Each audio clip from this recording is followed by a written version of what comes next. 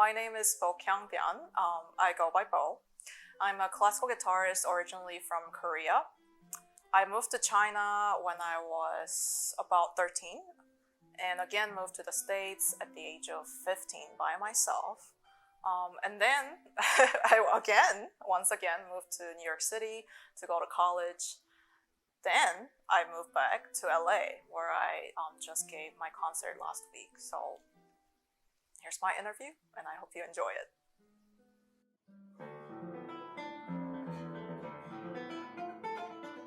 Yeah, so I got started as a coincidence, actually, because my mom and I were folding laundry, and we were watching some kind of educational broadcasting thing, and they happened to be broadcasting this guy teaching guitar on the TV, and I just said, "Can I learn that?" And that's how I got started. I think guitar just seemed really fun, something different than what I was used to. So that's how I got started.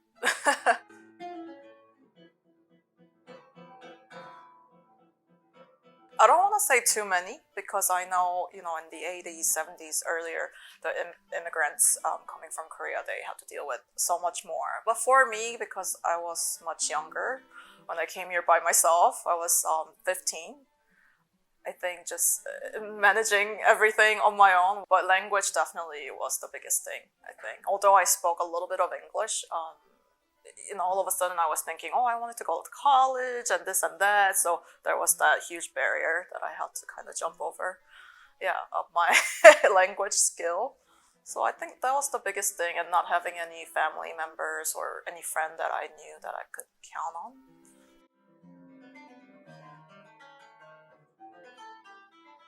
It was great. A great experience. And I know people think, oh, are you guys cutthroat? No, not at all. And actually, before going to Juilliard, I had no formal experience like that, where all these really hardworking and really intense music students, in one place, and having that regimen of practicing and, meeting teachers on a weekly basis, things like that. So it was an eye-opening experience for me to see, oh wow, these guys practice, let's say, 6 hours a day from this time to this time, and that's their priority. So I learned a lot from just my friends. But I wasn't as intimidated going in because, I'm a guitarist, so I thought, oh, I'm somebody different. And I was the only guitarist in my year, so it was kind of fun because everyone would come to me and say, oh yeah, you're the guitarist. Yeah, so.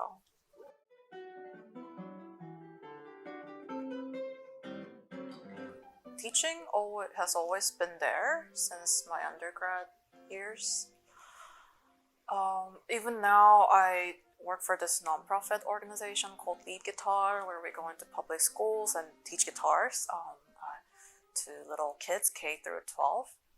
So that kind of teaching is a little bit different for me because it just reminds me of just joy of learning and playing something on the instrument. And I used to be in a recorder orchestra, if you believe that's a thing. And we used to just go outside and rehearse on our own, even without the teacher asking, because we had so much fun doing it. So I just try to remember that when I'm teaching little kids. Just have fun with it. It's something you can do on your at home by yourself, which is not usual these days when everything is just instant gratification. This thing you actually have to sit down and practice and to enjoy it. So I try to kind of pass that joy down with that kind of teaching situation. With more advanced students, college level, perhaps somebody prepping to go to college for music, I think I see it as just growth for both of us, because for me, it's an abstract ideas, doing music. So sometimes when I have to verbalize it to teach them how to, phrase, do this thing, it kind of clarifies things for me. At the same time, I'm teaching this student.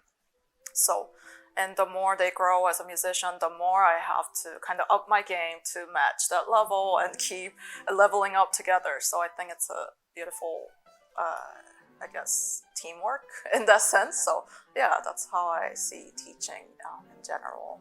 How I balance it, Lately, I don't know. I just think of it as just both going together. So I never thought one was trumping the other one or getting in the way of performing. Yeah, just just there.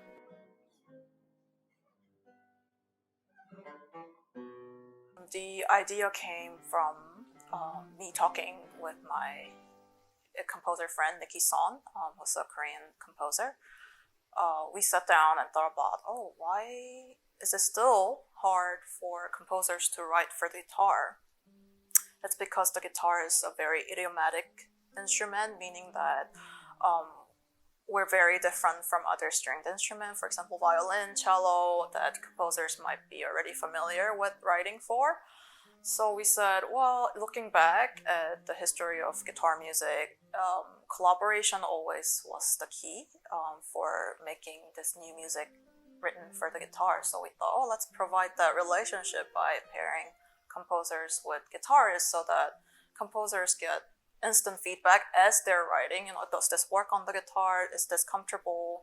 And the guitarist can be involved in the music making process, which is also very cool for us as performers. So yeah, that was the initial idea.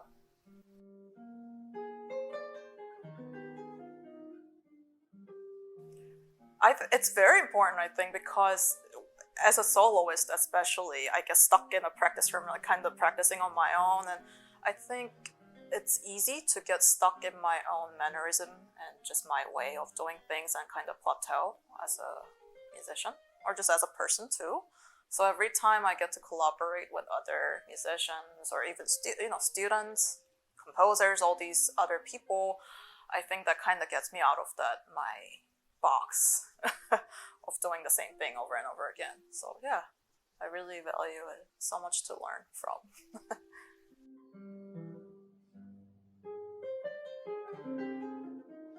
It's in LA. So I thought, what is LA? LA is very diverse. You go from one highway exit to another, and it's all of a sudden, oh, wow, Armenian town, like Koreatown, Little Tokyo, all these things. So I wanted to kind of showcase that. And especially being in Southern California, we have a lot of exposure to South American things, Central America, all these things. So I thought, okay, let's think about America as a whole. In general, I think that's what I try to focus on. If I'm going to a place, is there anything that I wanted to cater to? Uh, Also, it depends on the theme of the presenter too. So it really depends, but I try to kind of see it from the audience's perspective, what they want to listen to. Is there something that they can kind of follow, like the flow of the program? So it's not just guitar music, and one after another. Yeah.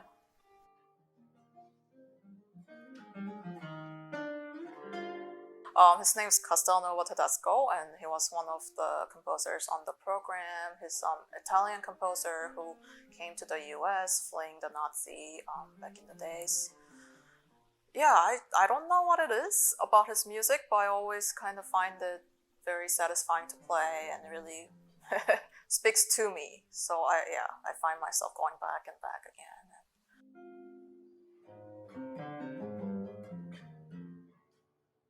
I feel like it keeps changing, so I can't pinpoint one. But I always try to be overly prepared, way ahead of time, so that towards I get closer towards the dates, then I can kind of relax and let it marinate rather than just stressing out about getting ready for it.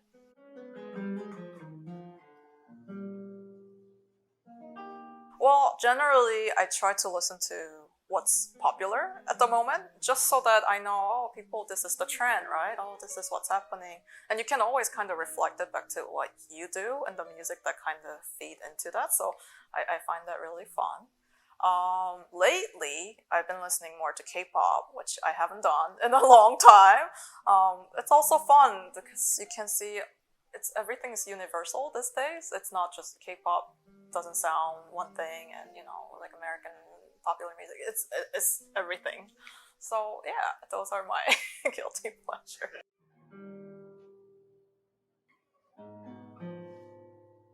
The reason why we have nails is so that you get more projection. Because if it's just flash, it kind of has the boom, boom, boom sound, and it won't project, or it has the clarity in sound per se. So that's why. But we have to. But there's all these things about how to shape it so that it's just the right amount of flesh versus nails. I know it's kind of funny. Yeah, but there's this whole thing.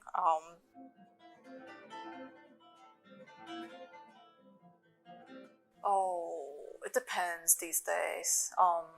Back when I was student, I would have set amount of time that I would really practice. But these days, because the schedule fluctuates a little bit, I try to think of it as like weekly goal rather than how much I practiced every day. So I would think, okay, by the end of this week, I want to finish, this piece or this amount of music.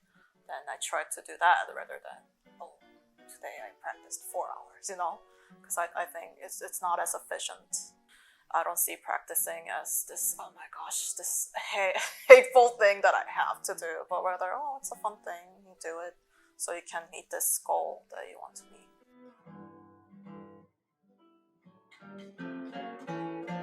So when I won GFA, which is one of the biggest competitions for classical guitarists, I got so many emails from parents who have female or who have daughters growing up playing guitar. They would say, "Thank you so much for doing it because it's just having that representation out there really helps," which really surprised me that they were willing to even reach out. That's just so sweet. But it is it's an issue. There is the gender gap in representation. I think it's really up to presenters.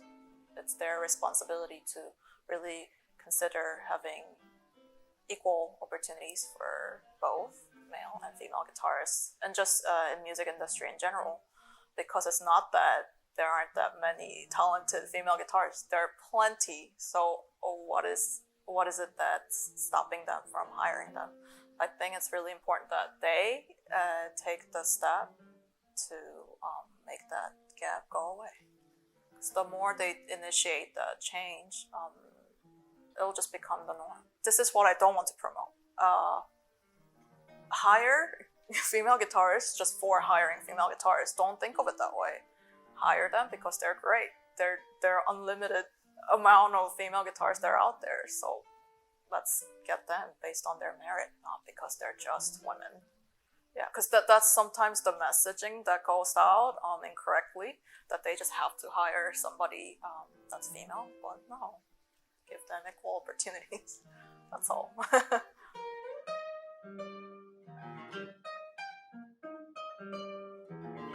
I am guilty of that I haven't been doing too much, like digging through my heritage and just knowing more Korean music. So I would love to try to integrate more of Korean music into my programming because that's who I am, and I'm sure people would love to hear that, right? One thing I did start doing was through Sounding Board project. We were able to get a Korean composer, Nikki Song, to write pieces based on Korean folk tunes. So that was one initiative I took, but I hope to see myself doing more going forward.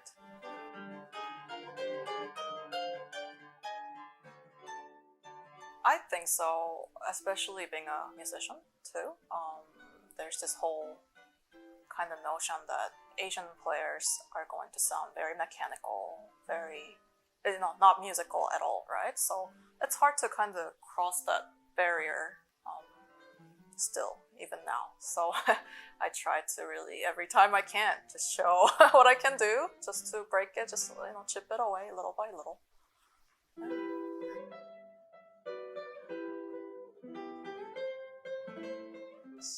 I try to, yeah, I try to as much because my teachers, not the college teachers, but before then, they weren't as effective as I think they could have been in terms of preparing me for the real world and things like that.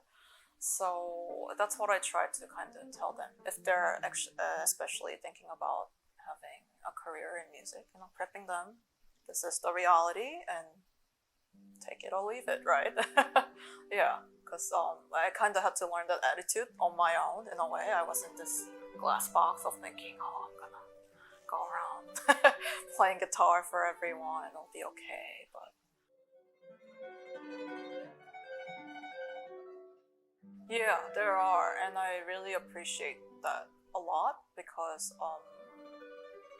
I'm just seeing, I just appreciate the enthusiasm coming from them because some are, they all have day jobs, some even have kids, and they're trying to learn this instrument on top of everything that's going on. So, I mean, it kind of makes me reflect on what I'm doing and what I'm complaining as a person. I'm like, well, this guy had to take care of his child and go do his day job and came here and is doing a lesson.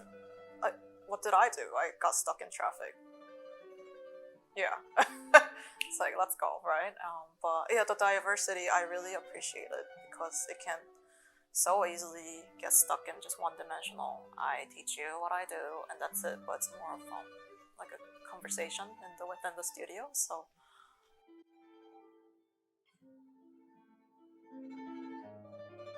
well, the CD's coming out soon. Actually, now I know the date in June.